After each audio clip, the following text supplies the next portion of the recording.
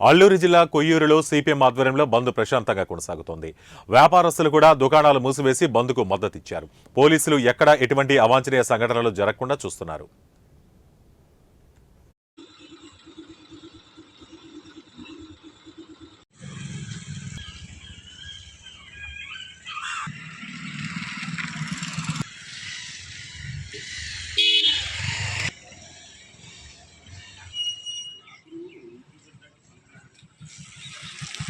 నా పేరు ఎస్ సూర్యబాబు. నేను సిపిఎం పార్టీ మండల కార్యదర్శి.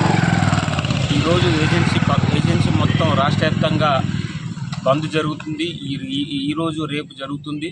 ప్రధానంగా ఈ బంద్ దేనికంటే స్పీకర్ అయ్యన్న పాత్రుడు గారు 107 చట్టాన్ని సవరిస్తే మంచిదని చేసినటువంటి వ్యాఖ్యలు పెట్టి ఈరోజు రాష్ట్ర వ్యాప్తంగా బంద్ జరుగుతుంది. ఈరోజు ఏజెన్సీ ప్రాంతంలో గిరిజనులకు గుండెకాయలాంటి చట్టం 107 చట్టం, ఆ చట్టం పూర్తిగా అమలు చేయాలని చెప్పేసి కోరుతున్నాం. అనేక చట్టాలు ఉన్నప్పటికీ కూడా పాలకులు ఇప్పుడు వచ్చి గిరిజన చట్టాలు పూర్తిగా అమలు చేయట్లేదు. అలాగే స్పెషల్ డిఎస్ తీయాలని చెప్పేసి ఏజెన్సీ ప్రాంతంలో స్పెషల్ డిఎస్ తీయాలి.